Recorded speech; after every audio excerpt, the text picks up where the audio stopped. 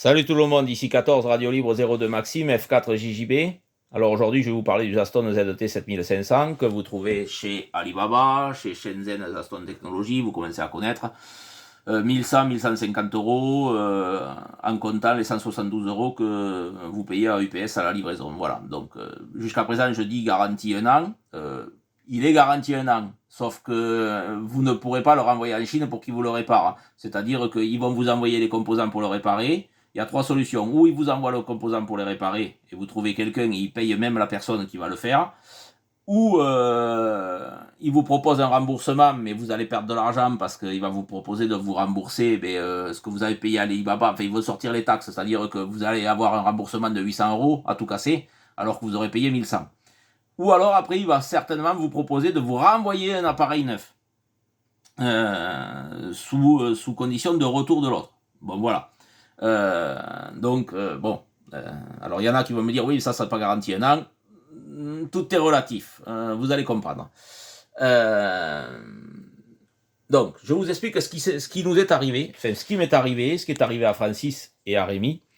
Parce que, alors, il y a deux jours, moi, il faut savoir que le sujet d'aujourd'hui va être sur le SWR, sur l'étalonnage du SWR du poste, d'accord, du lecteur de SWR, d'accord, du TOSMètre, d'accord, du poste, puisque quand il arrive, il n'est pas étalonné. Et c'est pas que Zaston, c'est tous. Le RS518, je me rends compte que apparemment c'est pas étalonné, et j'ai l'impression que tous les Aston et tous les RS998 ne sont pas étalonnés. Ils ont des fausses valeurs. Donc qu'est-ce qui s'est passé? J'ai voulu l'étalonner.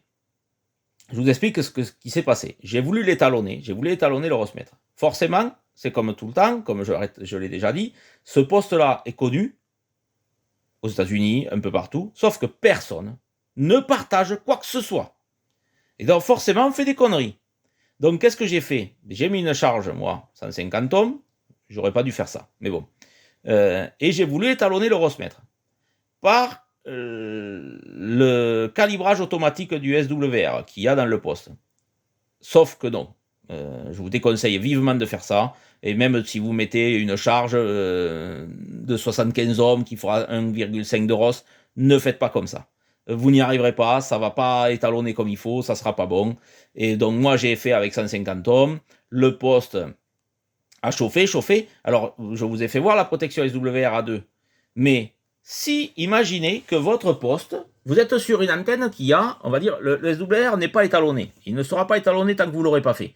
Donc, vous allez vous mettre sur une antenne qui va avoir, je dis une bêtise, imaginons qu'elle a un 5 de ROS, d'accord? Ou un 6. Et puis, votre ROS-mètre, là, votre TOS-mètre, va vous afficher un 2, d'accord? Donc, il n'est pas juste. Lui, il ne se protégera que quand il arrivera à 2. Sauf que quand vous allez être à 2, là, puisqu'elle a déjà un 5, un 6, elle va dépasser peut-être les 3. Et il ne se protégera pas. Il se protégera que quand il sera à 3. Donc votre poste va chauffer. Ce qui s'est passé avec moi. C'est-à-dire que il a chauffé, et puis d'un seul coup, plus de puissance. Et puis là, on se gratte les cheveux, plus de puissance, on remet un coup de calibration dedans pour tout remettre à zéro, plus de puissance encore. Et puis là, Francis m'appelle en me disant j'ai plus de puissance. Et puis là, Rémi me dit j'ai plus de puissance. Et puis là, on se pose des questions. On contacte Zaston. Zaston nous dit il faut remettre les calibrations. Impossible, rien à faire. Du coup, Zaston, ça fait 2 jours que ça traîne. Ça fait 2 jours qu'on essaye de trouver des solutions, que Zaston essaye de nous trouver des solutions, parce qu'il faut quand même le dire. Il a essayé de proposer des solutions. Moi, je lui avais demandé carrément de m'envoyer les PA. Et c'est ce qu'il allait faire, d'ailleurs. Et puis, ce matin, entre midi et 2, qu'est-ce que je fais? J'allume le poste quand même, et puis je mets un coup de micro. J'étais en FM, et puis là, je vois la puissance monter. Je fais, mais alors qu'elle ne montait plus, l'aiguille verte ne montait plus du tout quand j'appuyais sur le micro, elle restait en bas. Et là, l'aiguille montait à 100 watts. Mais j'ai dit, mais qu'est-ce que c'est ce bazar? Je regarde mon alimentation, à l'ampèremètre, et là, ça bouffait des ampères comme normalement, quoi. Et j'ai dit, mais il sort sa puissance. il ressort sa puissance. Et puis j'essaye toutes les bandes, et puis j'avais de la puissance partout. De là, j'appelle Francis. Francis me dit, écoute, depuis ce matin, j'ai retrouvé ma puissance. Ah, quand même. Alors bon, moi, je veux bien, mais donc, je me dis qu'il y a forcément une protection dans le poste supplémentaire qui fait que quand lui, il dit, attention, les PA sont en danger, je vais tout couper. Et je coupe tout pendant 24 heures ou 48 heures avant de remettre en route le, le circuit. Et je suis persuadé que c'est ça, parce que, comme par hasard, j'en avais exactement la même panne et c'est revenu. Rémi, c'est pas revenu, mais il a fait des mises à jour et le poste a planté. Donc, moi, je vous déconseille vivement de faire les mises à jour. Je l'avais déjà dit sur une autre vidéo. Donc, c'est Zaston qui lui a dit de mettre la V11. Ça a planté. Ça n'a pas planté au premier coup. Maintenant ça a planté. Je suis sûr que Zaston va arriver à lui trouver une solution. Il doit y avoir des solutions pour pouvoir le redémarrer autrement. Mais en tous les cas, ce qui est sûr, c'est que, dites-vous bien qu'il y a une protection supplémentaire. Bon, le but est que ne pas se servir de cette protection supplémentaire. Bien sûr, le but est d'étalonner le SWR du poste. Et maintenant, je vais vous expliquer comment faire. Parce que c'est quand même très important. Donc, tant que vous n'aurez pas fait cet étalonnage, surtout, trafiquez sur des antennes qui sont accordées. Sinon, vous risquez d'avoir le même problème qui nous est arrivé. Donc, il faut savoir que si vous avez une antenne qui a un 4, un 5, tant que vous n'avez pas fait l'étalonnage, c'est-à-dire le poste va vous afficher un 1 de ROS, mais votre antenne elle a un 4, un 5.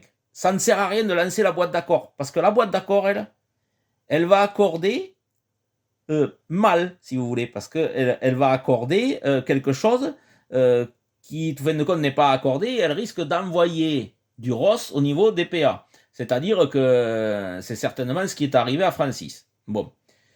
Du coup, maintenant, jusqu'à là, il ne se servait plus de la boîte d'accord. Bon. Moi, ce que je vais vous expliquer, c'est comment étalonner le tosmètre incorporé. Et une fois que ça sera étalonné, vous pourrez vous servir de la boîte d'accord. Parce que là, le poste donnera le vrai ROS qu'il y a à l'antenne et il accordera en fonction du vrai ROS que vous avez à l'antenne. Donc, qu'est-ce que je fais pour ce faire? Vous allez mettre un tosmètre wattmètre fiable à l'arrière de votre poste. Alors là, vous n'allez pas le voir parce qu'il n'est pas branché sur les bonnes antennes, mais je vais vous expliquer. Vous mettez un tosmètre wattmètre entre votre poste et vos antennes, d'accord? Vous allez aller vous mettre sur 80 mètres. Une fois que vous êtes sur 80 mètres, vous vous mettez en FM, d'accord? Vous n'appuyez pas sur le PTT, pas pour le moment. Vous allez voir que si vous appuyez sur le PTT, en règle générale, ça va vous afficher 1-1. Terminé. Bon, qu'est-ce qu'il faut faire? Vous allez appuyer sur F8. Vous allez appuyer longtemps sur F8 jusqu'à que calibration arrive. Ça, je vous l'ai fait voir dans d'autres vidéos. Vous allez dans calibration. Pareil, comme dans les autres vidéos, vous ne touchez que où je vous dis de toucher. Vous allez aller TX Run.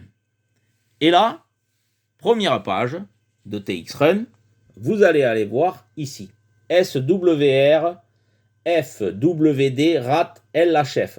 Alors ça va être ce qui correspond aux 80 mètres. Cette valeur-là, vous allez avoir la même, 22, d'accord?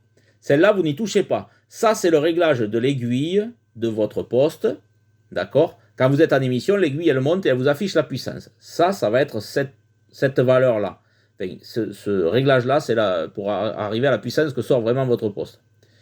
Il vous affiche ce que la puissance sort. Donc, normalement, vous n'y touchez pas, 22, c'est bon.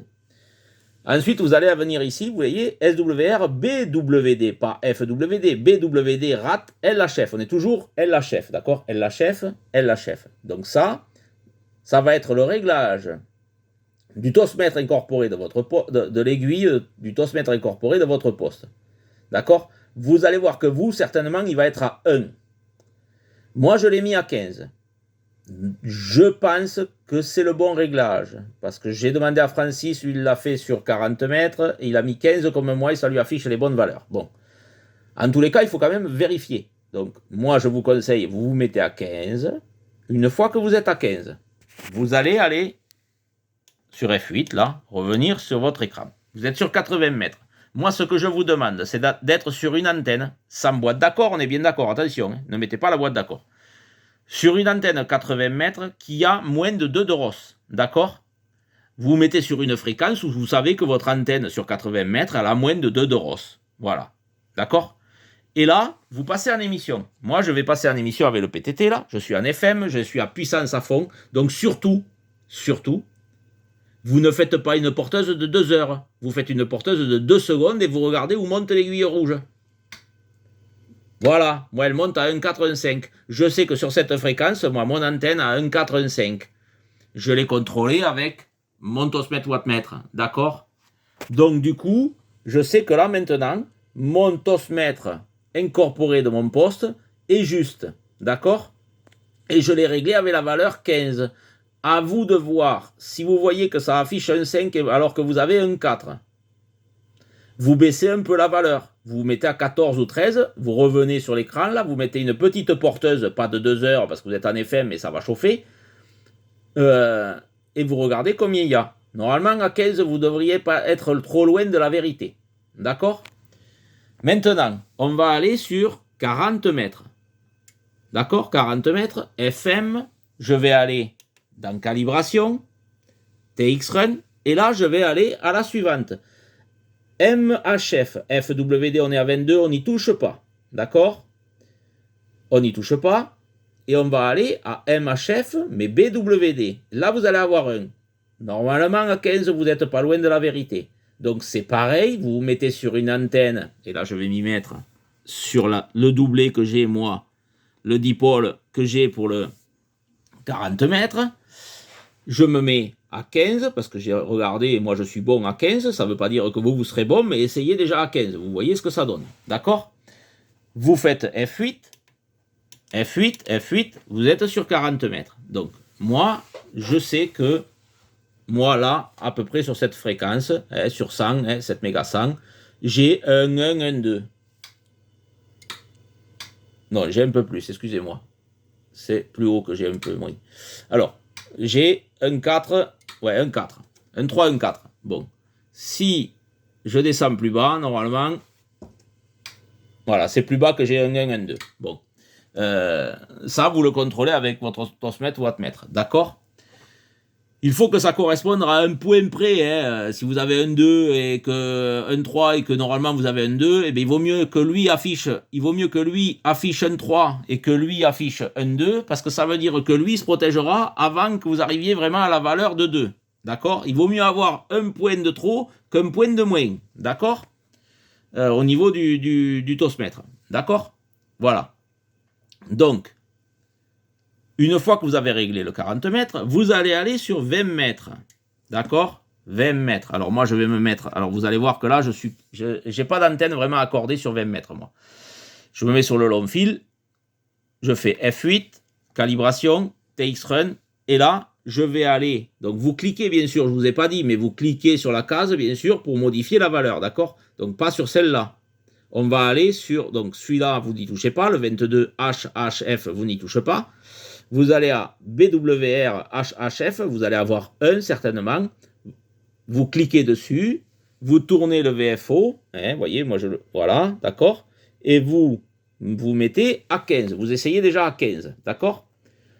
Une fois que vous avez fait ça, toujours pareil, je fais F8, je reviens en arrière, je regarde là, je regarde mon tosmètre wattmètre, et je regarde combien j'ai là. Je fais une petite porteuse. Alors là, vous allez voir, il va se mettre en sécurité puisque je vais dépasser les 2 de ROS. Voyez? Voilà, RX, d'accord? Bon, mais je sais que moi, si je coupe la protection SWR, vous pouvez le faire. Si vous avez juste un peu plus de 2 de ROS, vous pouvez le faire. Vous savez, je vous ai expliqué comment faire. Vous allez couper la protection SWR. Vous la mettez à 3. Mais vous ne faites pas des porteuses longues. Vous faites juste là, voilà, c'est tout. Et vous regardez combien vous affiche sur votre aiguille. Si elle vous affiche la même chose que là, ben vous savez que vous êtes bon. D'accord? Ok? Voilà pour le réglage. Ensuite, donc là, on a réglé 80, 40, 20 mètres. On va aller régler le 2 mètres. Alors, calibration, TX. Je fais next page parce que là, j'ai pas le 2 mètres. J'ai que 6 mètres. Le 6 mètres, on ne s'en occupe pas puisque c'est pas. Il passe en émission, mais ils ne sont pas de puissance sur 6 mètres. Donc voilà. On va passer au 2 mètres. Donc là, il y avait 22. Moi, je suis descendu à 21 parce que quand je suis en émission sur 2 mètres, moi, mon wattmètre extérieur là m'affiche 60 watts, d'accord? Sauf que le wattmètre du poste m'affichait 70 watts. Donc j'ai descendu un peu la valeur pour qu'il m'annonce 60 watts, d'accord? Donc vous verrez bien si vous, c'est juste ou pas. Moi j'ai mis 21, ça ne veut pas dire que vous n'aurez pas 22. Vous regardez par rapport à votre wattmètre extérieur, si vous affiche 60 watts et que votre wattmètre là vous affiche 60 watts, tout va bien. Et ensuite, je me suis rendu compte que c'est toujours la même valeur, hein, 15, d'accord, et là, ça m'affiche le bon ROS, d'accord. Donc là, c'est protection SWR, je l'ai mis GoRX, hein, ça je vous l'ai expliqué. Donc, je fais retour, je vais aller sur 2 mètres, voilà, donc là, je suis bien sur antenne 2, je pars bien vers mon antenne 2 mètres, et là,